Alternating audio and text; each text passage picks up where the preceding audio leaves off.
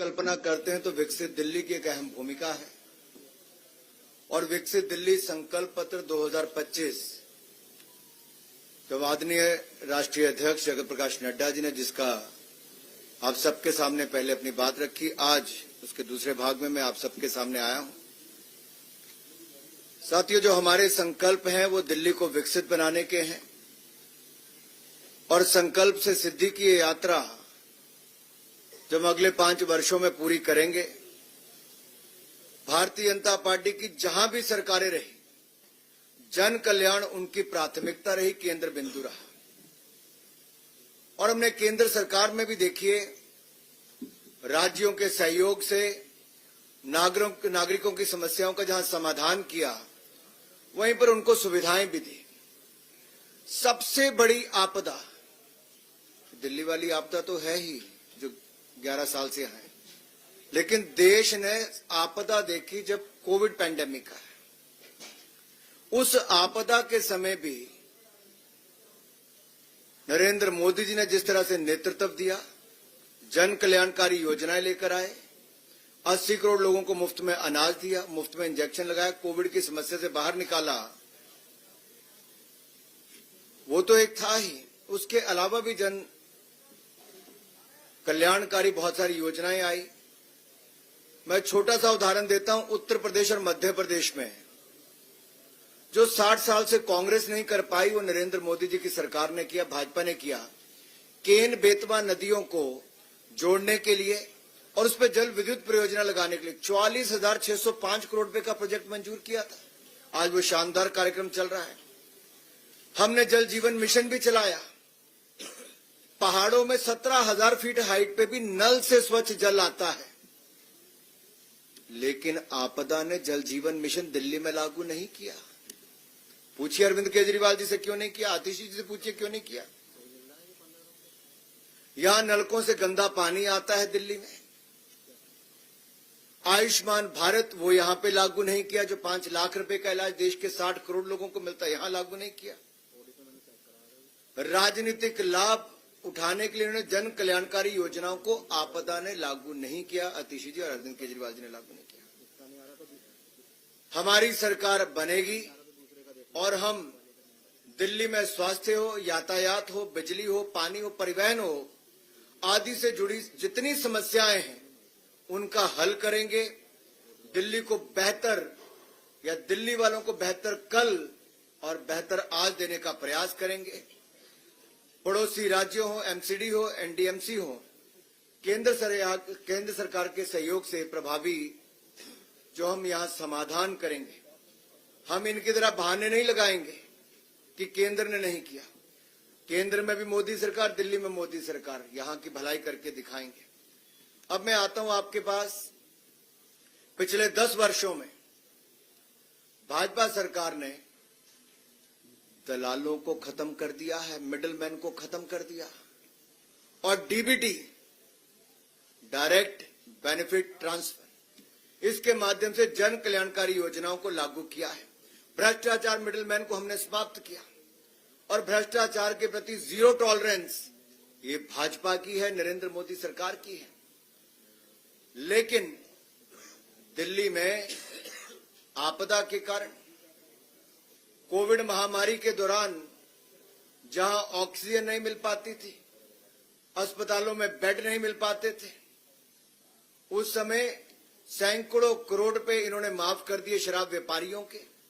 2026 करोड़ का घोटाला आपदा ने, आम आदमी पार्टी ने किया और कैग की रिपोर्ट जब आ गई तो उस रिपोर्ट को भी विधानसभा में नहीं लेकर गए। मेरा सीधा सवाल है आम आदमी पार्टी से, ऐसी क्या मजबूरी थी कि कैग रिपोर्ट को आप विधानसभा क्यों नहीं लेकर गए?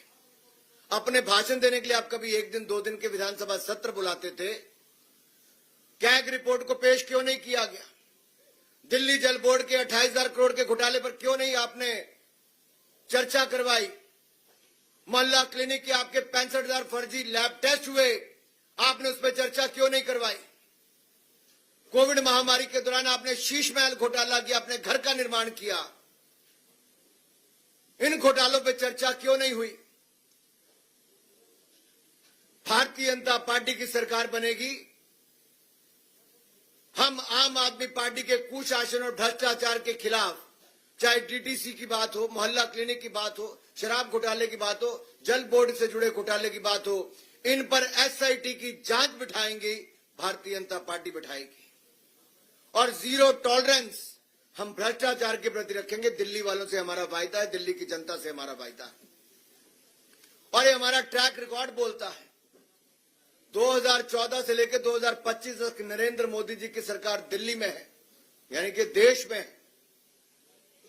1 रुपए के भ्रष्टाचार का कोई आरोप नहीं लगा पाया। 2001 से लेकर 2014 तक मोदी जी मुख्यमंत्री थे, कोई 1 रुपए के घोटाले का आरोप नहीं लगा पाया। लेकिन आज आम आदमी पार्टी की दिल्ली की सरकार ने, जो हमारा दिल्ली प्रदेश है, जो कभी घाटे में नहीं था, वो पहली बार राजस्व घाटे में होगा। रेवेन्यू डेफिसिट में हमारी दिल्ली, ये केजरीवाल जी और अतिशी जी और आम आदमी पार्टी के कारण हो पाया। साथियों, अगली बात मैं करना चाहूंगा, शिक्षा को लेकर न्यू एजुकेशन पॉलिसी 34 वर्षों के बाद लाई तो भारतीय जनता पार्टी नरेंद्र मोदी जी लेकर आए। और केवल शिक्षा नीति ही नहीं, न्यू एजुकेशन पॉलिसी नहीं, हमने यहां पर, मैं आप देखिए 2014 से पहले क्या था, मात्र 16 आईआईटी थे देश में, आज बढ़कर 23 हो गए। 13 आईएम थे, आज बढ़कर 20 हो गए। 9 ट्रिपल आईटी थे, आज बढ़कर 25 हो गए। 8 एम्स से बढ़कर 24 हो गए। 308 मेडिकल कॉलेज थे, आज 706 हो गए। हर जिले में मेडिकल कॉलेज का सपना हमारी सरकार पूरा कर रही है। 157 नर्सिंग कॉलेज अभी हाल ही में हमने मंजूर किए। और यही नहीं, आईटीआई 11,847 से बढ़कर 1.5 गुना ज्यादा 14,955 हो गए। यूनिवर्सिटीज मात्र 723 थी, आज वो 1147 पार कर गई। मेडिकल कॉलेज तो मैंने आपके सामने रख ही दिया। साथियों, यही नहीं, हमने 10,000 से ज्यादा अटल टिंकरिंग लैब खोलने का काम किया है। साइंस को बढ़ावा दिया, साइंस को ही नहीं, साथ ही साथ हमने स्टार्टअप्स को भी बढ़ावा दिया। आज 1,20,000 स्टार्टअप है, 107 यूनिकॉर्न है, और दुनिया में हमारा देश कहीं नहीं था, आज दुनिया का तीसरा सबसे बड़ा स्टार्टअप इकोसिस्टम बन गया है। अब हमारी कल्पना यह है कि दिल्ली में सरकारी शिक्षण संस्थानों में जो जरूरतमंद छात्र हैं, उनको पीजी से लेकर, केजी से लेकर पीजी तक की मुफ्त शिक्षा देंगे। केजी से पीजी तक मुफ्त शिक्षा मिलेगी दिल्ली के जरूरतमंद छात्रों को सरकारी शैक्षिक संस्थानों में। जी हां, आपने ठीक सुना, केजी से पीजी तक मुफ्त शिक्षा प्रदान करेंगे जरूरतमंद छात्रों को सरकारी शैक्षिक संस्थानों में।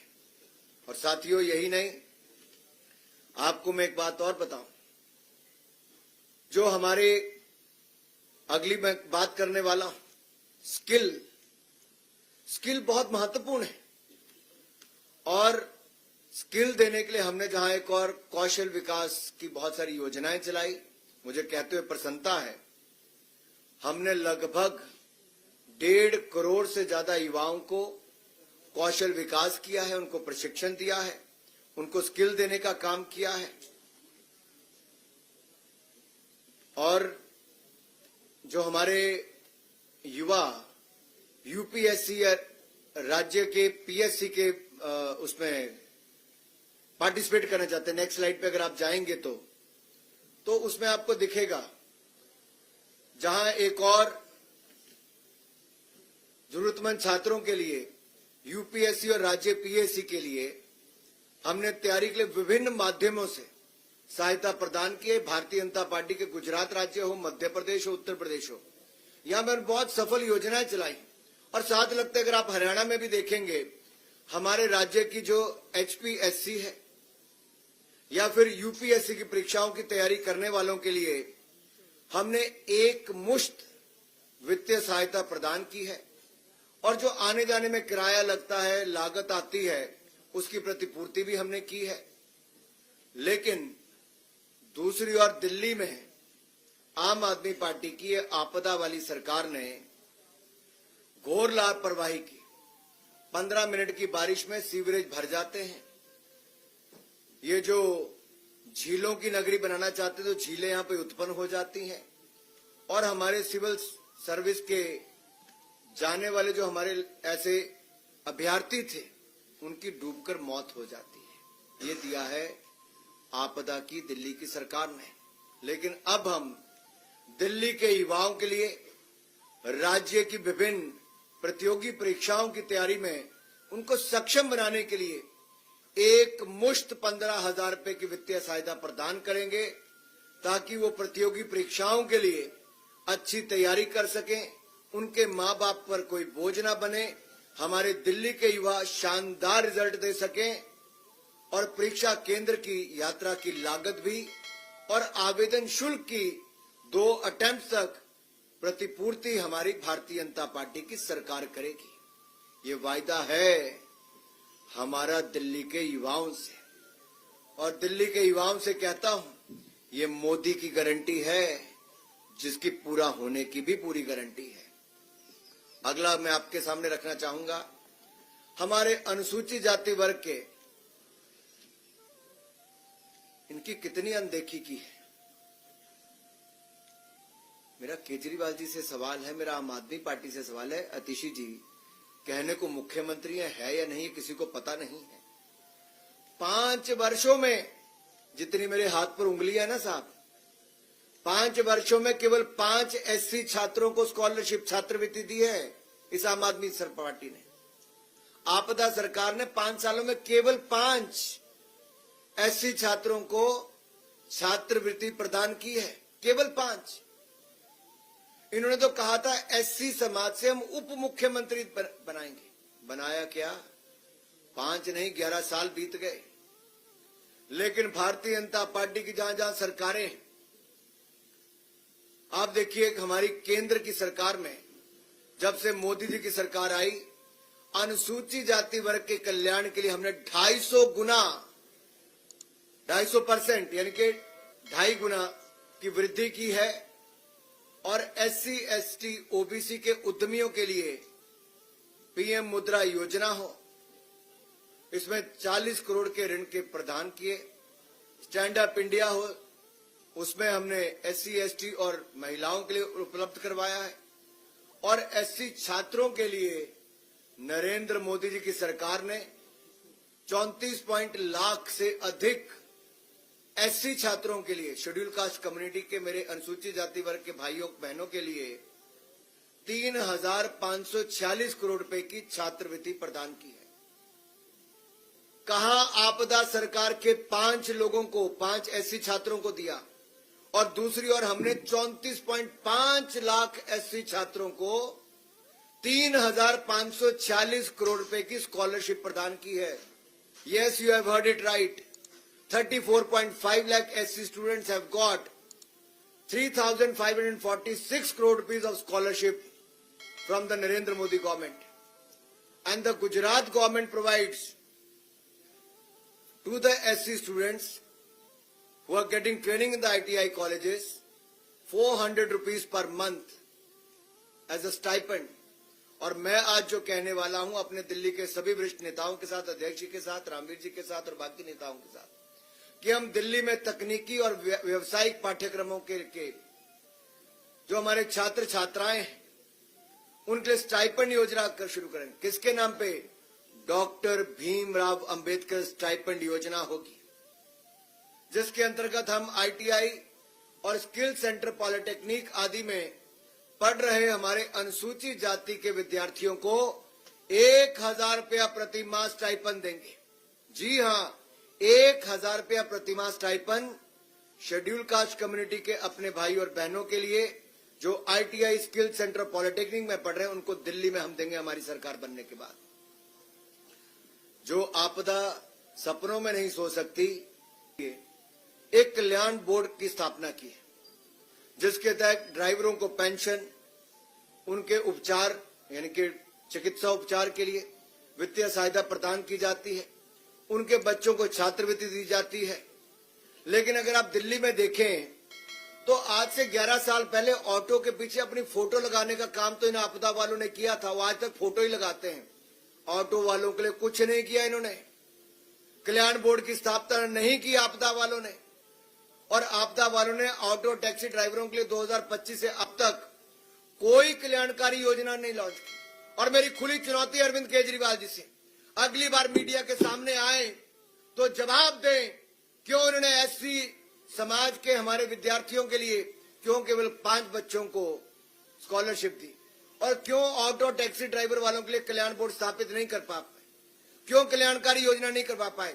अगर अरविंद केजरीवाल जी को चेहरा दिखाने का इतना शौक है तो जवाब दे, मुंह खोले, इन सवालों का जवाब दे।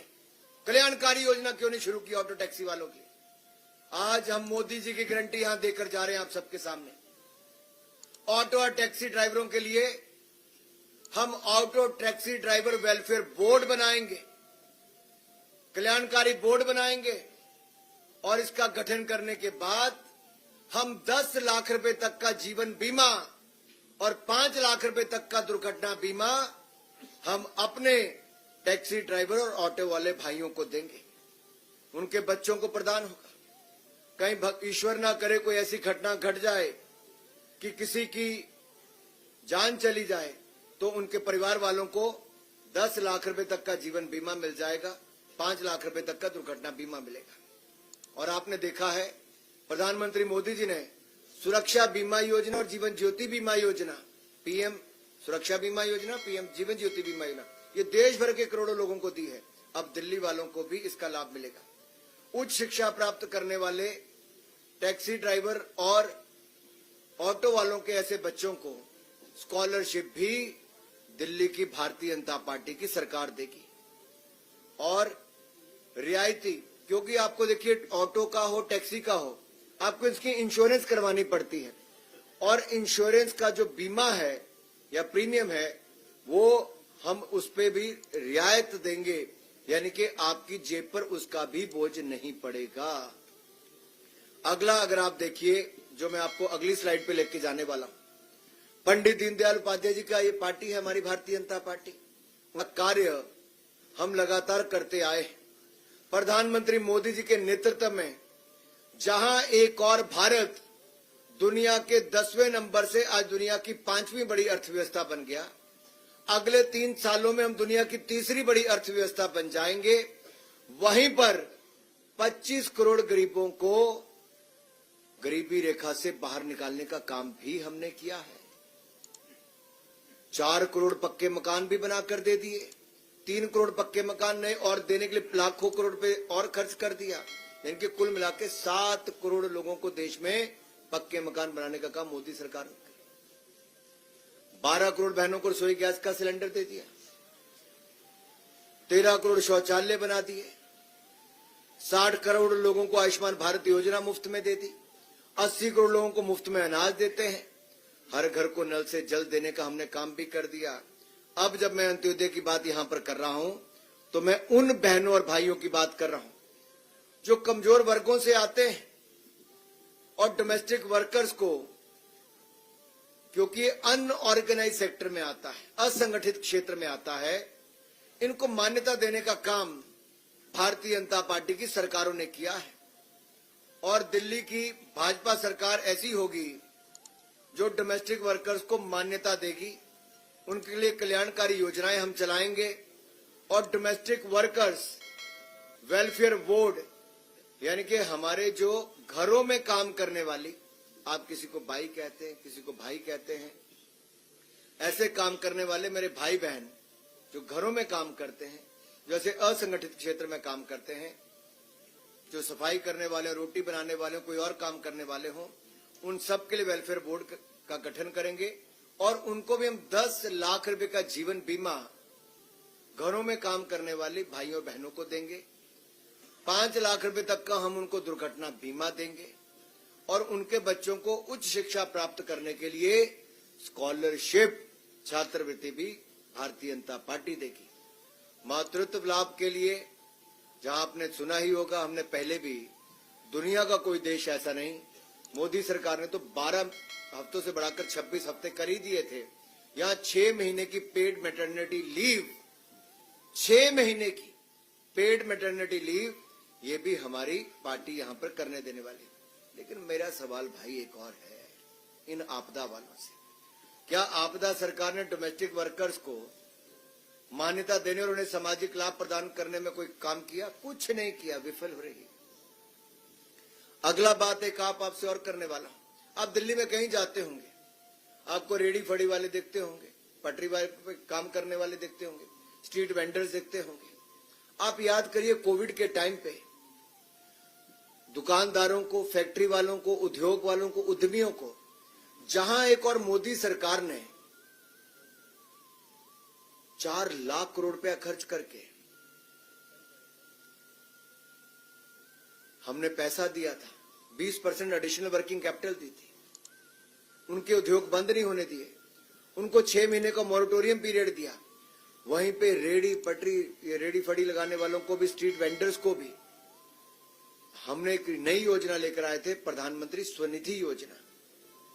और पीएम स्वनिधि योजना के अंतर्गत देश भर में 68 लाख से ज्यादा स्ट्रीट वेंडर्स को 50,000 रुपए तक का कोलेटरल फ्री, यानी कि कोई घर जमीन कुछ गिरवी नहीं रखना पड़ता, कोई गारंटी नहीं देनी पड़ती, ये ऋण उपलब्ध कराया तो नरेंद्र मोदी जी की सरकार ने। और दिल्ली में लगभग 1,90,000 स्ट्रीट वेंडर्स को इसका लाभ मिला। 10,000 मिला, किसी को 20,000 मिला, कोई 50,000 रुपए तक पहुंच गया। और अब जब हमारी सरकार बनेगी तो पीएम स्वनिधि योजना के लाभार्थियों की संख्या 1,90,000 नहीं, सुन लो मेरे रेडी वाले, पटरी वाले, फड़ी वाले भाई और बहनों, स्ट्रीट वेंडर्स, अब आप 1,90,000 स्ट्रीट वेंडर्स को नहीं, अब लगभग दुगनी, यानी कि लगभग 4 लाख स्ट्रीट वेंडर्स को ये लाभ मिल जाएगा। लेकिन आपदा के राज पर तो स्ट्रीट वेंडर्स पर हमले होते हैं। केजरीवाल जी की जो गुर्गा गैंग है, या आप कुछ कह लीजिए, उनकी कौन सी टीम चलती है इनकी, क्या कहा था आपने? Sleeper cell. इनके कई स्लीपर सेल हैं भाई। एक स्लीपर सेल इनका स्ट्रीट वेंडर्स को वो हमले भी करवाते हैं, ऐसा भी करते हैं, उग्राही करते हैं, वहां पे स्ट्रीट वेंडर्स को बेदखल करते हैं। वो कहते हैं कि आप तो दिल्ली वाले हो नहीं, जहां से आए हो पूर्वांचल के, भाग जाओ यहां से। और आपको याद होगा 2021 में ये स्ट्रीट वेंडर्स ने मुख्यमंत्री आवास के बाहर एक बहुत बड़ा धरना प्रदर्शन भी किया था, नहीं किया था? अब आपको धरना प्रदर्शन करने की जरूरत नहीं मेरे रेडी पटरी फड़ी लगाने वाले भाई और बहनों। अब तो आपको सुविधा देने के लिए भारतीय जनता पार्टी की सरकार आने वाली है। नरेंद्र मोदी जी की गारंटी हम लागू करके दिखाएंगे, लाभार्थियों की संख्या को दुगनी करके दिखाएंगे। साथियों, हमने जहां एक और रीस्किल अपस्किल, जो मैंने आपको पहले कहा, ये बहुत आवश्यक, इसलिए आज दुनिया बड़ी तेजी के साथ बदल रही है। हमने 1.4 करोड़ लोगों को स्किल किया है। दुनिया की सबसे बड़ी स्किल्ड मैन पावर हम भारत में बनाना चाहते हैं। We want to make India the world's largest skilled man power, and for that we already have a skill ministry in place, and we have done, if you look at 54.27 lakh reskilling and upskilling programmes have taken place. इतने ज्यादा युवाओं को हमने वहां पे किया है। दिल्ली में भी हम उनको और रीस्किल अपस्किल भी करेंगे और स्किलिंग का प्रोग्राम भी हम आगे बढ़ाएंगे। मुझे अपनी बात यहां तक रखनी थी। आपके मन में कोई और सवाल हो तो आप उठा सकते हैं।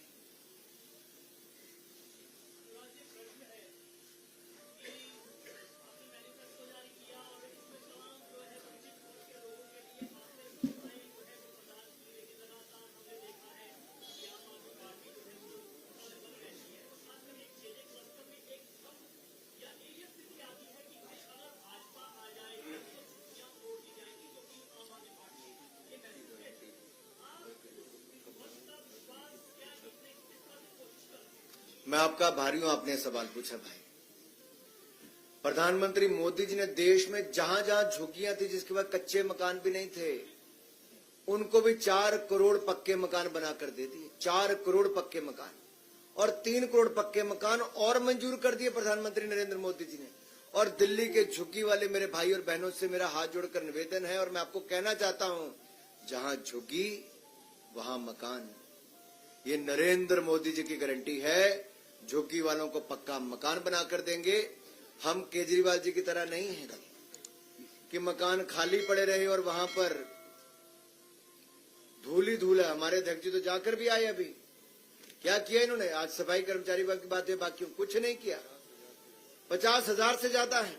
हम आएंगे, हम पक्के घरों की चाबियां, अपना मकान का सपना पूरा करने का काम ये झुग्गी वालों के लिए करके दिखाएंगे। चाबी देने का काम, पहला काम भी नरेंद्र मोदी जी के हाथ से करके दिखाएंगे। मोहित भट्ट, टाइम्स नाउ।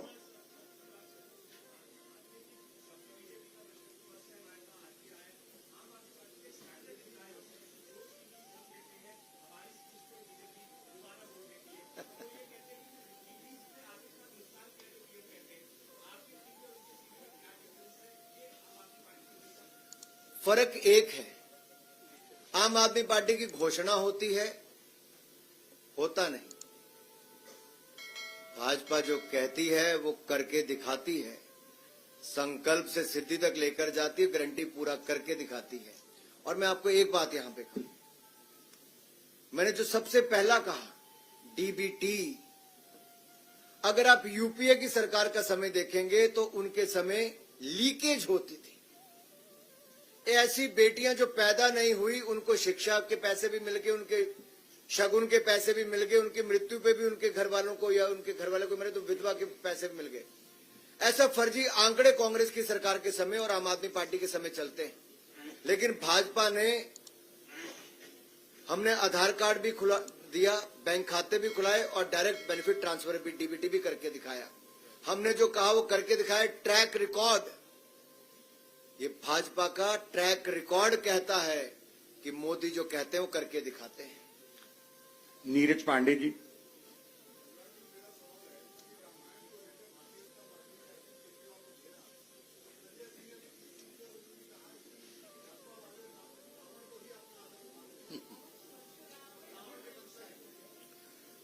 मैं आपका आभारी हूं कि आपने सवाल पूछा। कुछ लोग चुनावी हिंदू होते हैं, एक्सीडेंटल हिंदू होने का काम भी करते हैं और शायद उनको ये भी नहीं पता कि सोने का हिरण बनके रावण नहीं राक्षस मारीच आए थे। और शायद ये वही लोग हैं आपदा वाले जिन्होंने दिल्ली के स्कूलों की हालत खड़ी कर दी है कि क्लास 9वीं की कक्षा के 1 लाख से अधिक छात्र फेल हो गए। 1 लाख से अधिक छात्र केवल 9वीं कक्षा के फेल हो गए। 2021-22 में ये 28,531 छात्र फेल हुए थे, जो आंकड़ा बढ़कर 1 लाख फेल हो गए पिछले साल। अगर गलती से आम आदमी पार्टी की सरकार बनी तो आप सोचिए आंकड़ा कितना बढ़ जाएगा। जो कहते थे कि 500 नए स्कूल खोलेंगे, मैं आपके सामने पूछता हूं, अरविंद केजरीवाल जनता के सामने आकर बताएं कहां खोले 500 नए स्कूल। जो कहते थे 20 नए कॉलेज खोलेंगे, क्या एक भी नया कॉलेज खोला है?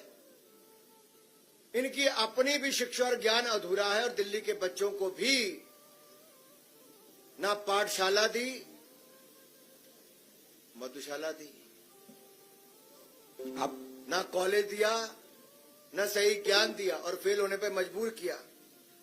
और कक्षाओं के निर्माण में भी 1300 करोड़ रुपए का घोटाला, 1300 करोड़ रुपए का घोटाला। ये दिल्ली विजिलेंस डायरेक्टरेट की रिपोर्ट के आधार पर मैं कह रहा हूं, 1300 करोड़ रुपए का घोटाला ये आपदा ने किया है, आम आदमी पार्टी की सरकार। आप पूछिए।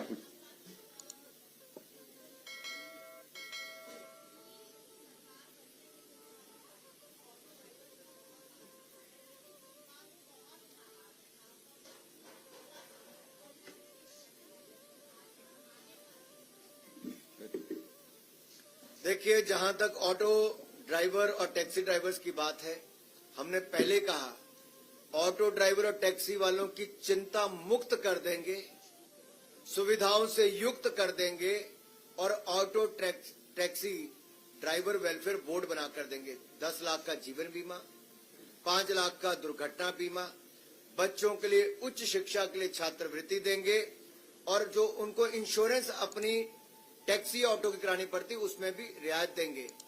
यही नहीं, अगर उनकी कोई और समस्या भी होगी तो उनका समाधान भी भारतीय जनता पार्टी करके देगी। संजय जी, इंडिया न्यूज और फिर हेमंत जी।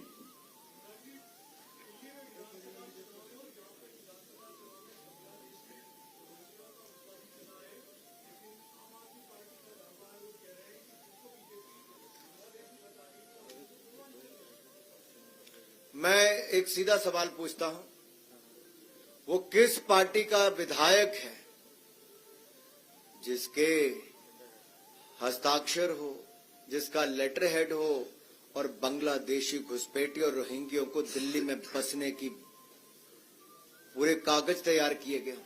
ये कोई और नहीं, ये अरविंद केजरीवाल जी, अतिशी जी, आम आदमी पार्टी के नेताओं के इशारे पर, उनके नेताओं के लेटर हेड पर ये जाली सर्टिफिकेट बन रहे हैं, आधार कार्ड से लेकर वोटर कार्ड बन रहे हैं, मुफ्त के राशन खाने से लेकर दिल्ली वालों की नौकरियां खाने का काम रोहिंग्या मुसलमान और बांग्लादेशी घुसपैठिए, ये आम आदमी पार्टी के इशारों पर हो रहा है, उनके लेटर हेड पे हो रहा है, उनके विधायकों के माध्यम से हो रहा है, उनके नेताओं के माध्यम से हो रहा है। दिल्ली की जनता से माफी मांगनी होगी कि रोहिंग्या मुसलमानों को, घुसपैठियों को शरण क्यों दी जा रही है।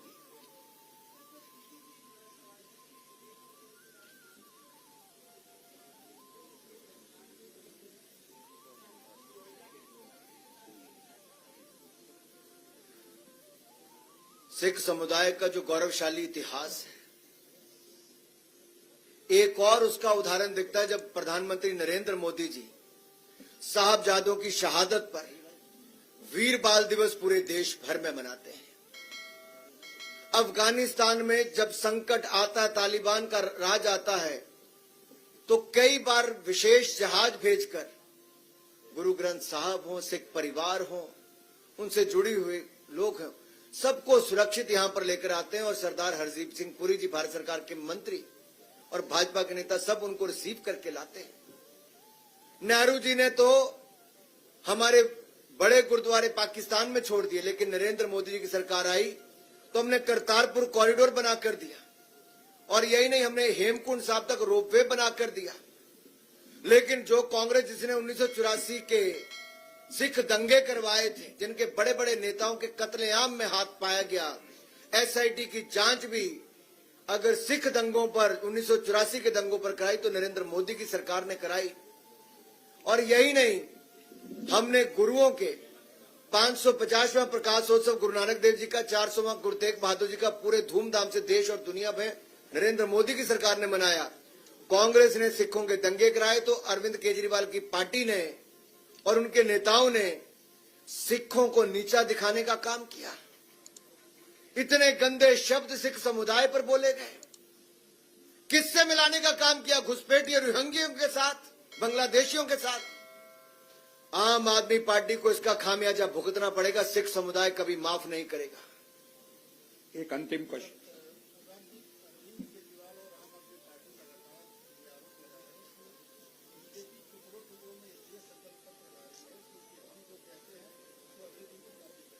मैं इतना ही कहूंगा, कम से कम कांग्रेस और आम आदमी पार्टी की तरह टुकड़े टुकड़े गैंग जो देश का नामो निशान मिटाना चाहते हैं, उसके साथ तो भाजपा नहीं है। हम तो उनके खिलाफ है, टुकड़े टुकड़े गैंग के।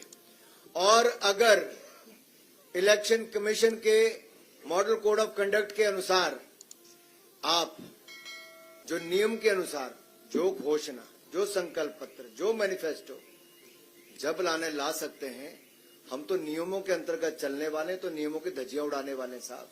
और हम तो जो कहते हो करके दिखाते हैं, ये तो झूठे वायदे करके जाते हैं।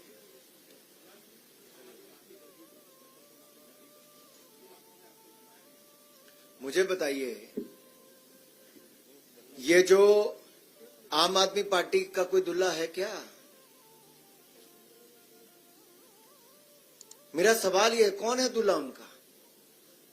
अरविंद केजरीवाल जी जब मुख्यमंत्री थे तब इनके 15 विधायक जेल गए, इनके 8 मंत्री जेल गए, इनका उप मुख्यमंत्री जेल गया, इनका मुख्यमंत्री जेल गया, इनका सांसद जेल गया। और जेल से सरकार चलाकर जब काम कर रहे थे तो सुप्रीम कोर्ट ने कहा, कोर्ट ने कहा, क्या कहा कि अरविंद केजरीवाल जी, ना आप मुख्यमंत्री कार्यालय जा सकते हो, ना आप कोई फाइल साइन कर सकते हो, ना निर्णय ले सकते हो, ना शराब से जुड़ी कोई फाइलों को देख सकते हो।